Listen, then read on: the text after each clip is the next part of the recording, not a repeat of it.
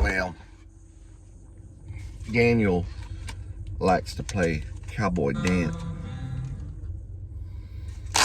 He likes to play Cowboy Dan,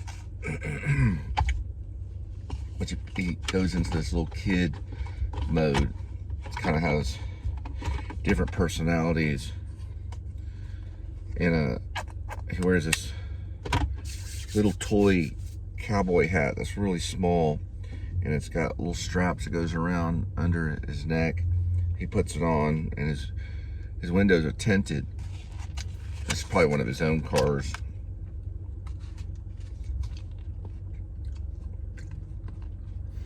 He was NYPD, but he got in trouble for acting wrong in his uniform on the subway. And so after that, he started drifting around and hacking his way into other departments. So he'd be hacked in. He'd do his own hacking.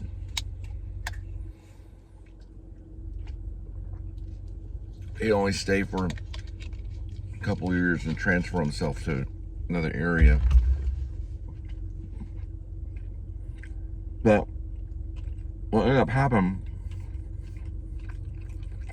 was his pension stopped coming in. So he had to find other ways to get money.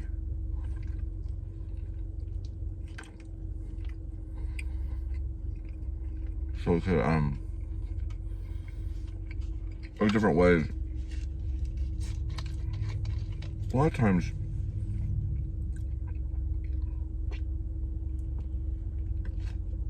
I'll just answer that question with a parable. It's not really a parable, but Thomas Harris. Have you ever noticed the small details of Jonathan Demme? You know when Buffalo Bill lets Clarice Starling and Jodie Foster and Ted Levine, and she goes, do you have any, she's looking for some kind of evidence. He goes, yeah, I have it right here. He picks up the mail. He's going through the mail. It's like, well, that wasn't his house. Most likely, it belonged to a retiree, but because Thomas Harris was older. And more than likely he was living off of the lady's Social Security, which could happen. I thought Blaze Foley was killed.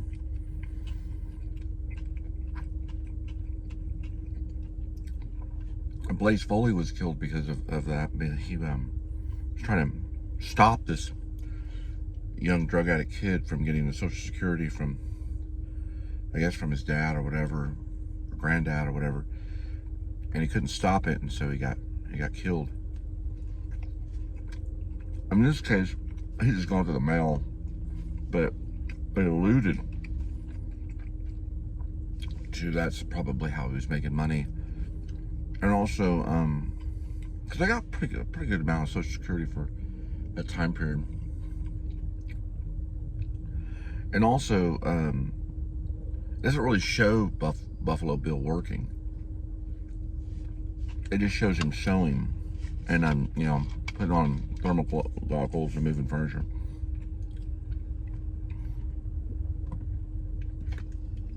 So you don't really know what he does. The surprise in the story is that you think that he's this, police officer. At times, I guess the way it could be seen is, you think he just has these real funny antics, almost like a comedian.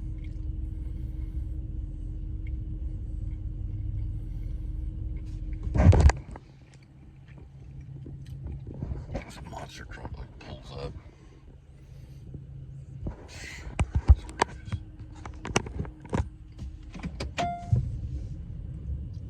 Oh.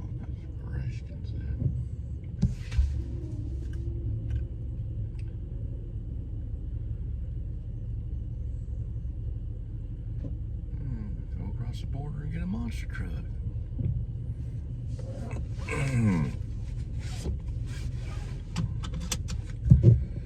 After I get a job with a dishwasher. Oh, the dishwasher, right. Yeah, so he finds this young dishwasher and takes him to this room. I mentioned the red room. And he probably has these little dungeons around town and stuff. And I guess he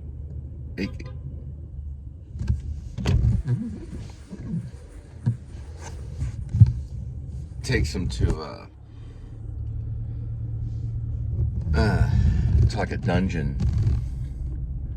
More probably like something you would see, a very Pulp Fiction, because Pulp Fiction's, like, the thing about Pulp Fiction is, like, all of a sudden, you know, they're at a, you know, he falls into like a pawn shop at the side of the road, and it turns out to have like a little dungeon.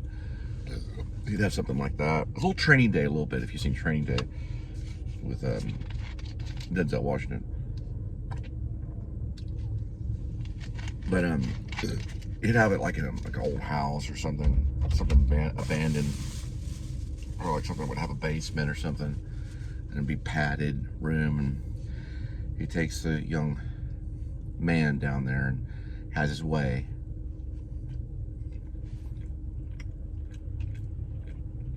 There's probably no gimp or anything like that, but there might be some weird stuff down there. Some wings. Like a mannequin with wings and things like that. He might have these wings that he makes. Daniel Coppex. He makes these like dragon wings and stuff.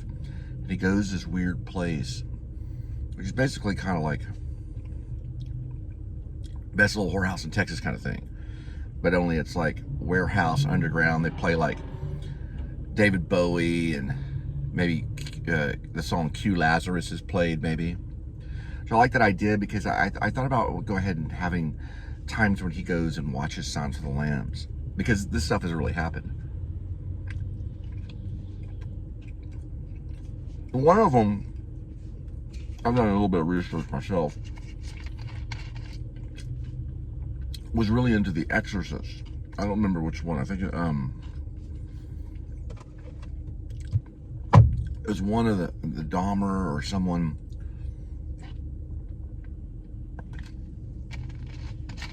I don't really remember which one.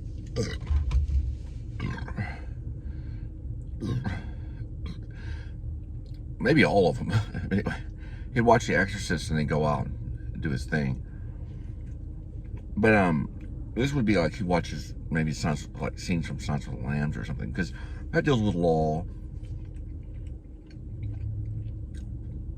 He likes that kind of stuff, so he watches it before he goes out and does Cowboy Dan. Or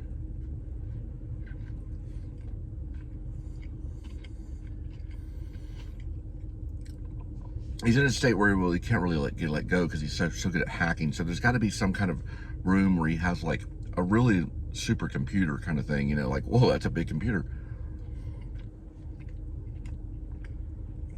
He just need like a really good Apple, but with a set nowadays, it's probably gonna have to be set during that time Landman came out, because Landman's in the monologue. So if it gets released later on, you know, they'd have to do a historical Landman with Billy Bob's in it, because he's also kind of obsessed a little bit with Hollywood and watching movies like Silence of the Lambs. Probably didn't watch Landman, but who knows about Billy Bob. But probably watches Silence of the Lambs, and then the Q Lazarus plays, because he might have something to do with this underground warehouse kind of thing, where they have this thing called the Red Room, and they all dress up.